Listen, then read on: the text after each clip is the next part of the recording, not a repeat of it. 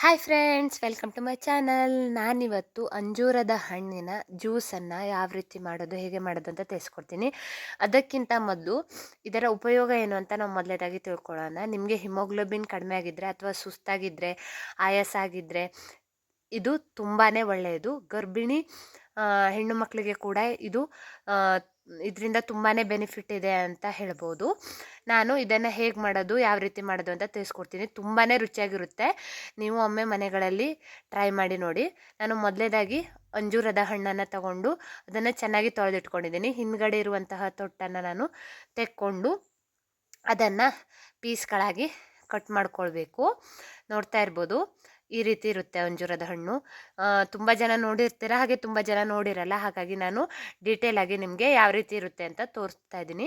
ನಾನು ಒಂದು ಮಿಕ್ಸಿ ಜಾರಿಗೆ ಇದನ್ನು ಹಾಕೋತಾ ಇದ್ದೀನಿ. ಮಿಕ್ಸಿ ಜಾರ್ ಯಾಕೆ ಈ ಥರ ಇದೆ ಅಂತ ಅಂದರೆ, ನಾನು ಅಂಜೂರದ ಲೇಹವನ್ನು ಕೂಡ ಮಾಡಿಟ್ಕೊಂಡಿದ್ದೀನಿ. ಅದರ ವಿಡಿಯೋ ನಾನು ನೆಕ್ಸ್ಟ್ ಹಾಕ್ತೀನಿ.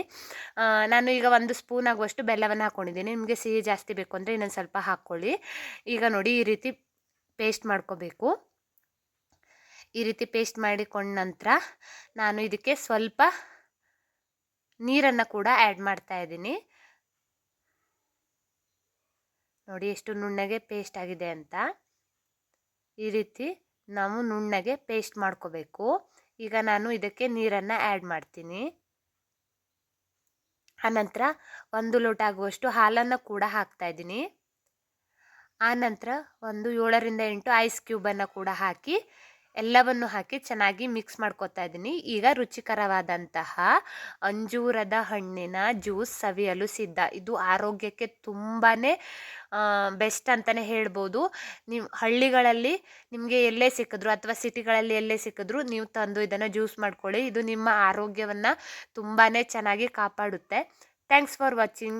ನಿಮಗೆ ಈ ವಿಡಿಯೋ ಇಷ್ಟ ಆಗಿದ್ದರೆ ಲೈಕ್ ಮಾಡಿ, ಶೇರ್ ಮಾಡಿ, ಕಮೆಂಟ್ ಮಾಡಿ. ಹಾಗೆ ನನ್ನ ಚಾನಲ್ಗೆ ಸಬ್ಸ್ಕ್ರೈಬ್ ಆಗಿ. ಇದೇ ರೀತಿಯ ವಿಡಿಯೋಗಳು ನನ್ನ ಚಾನಲಲ್ಲಿ ನೋಡೋಕ್ಕೆ ಸಿಗುತ್ತೆ. ಇದೇ ರೀತಿ ನಿಮ್ಮ ಸಪೋರ್ಟ್ ನನಗೆ ಯಾವಾಗಲೂ ಇರಲಿ. Thank you.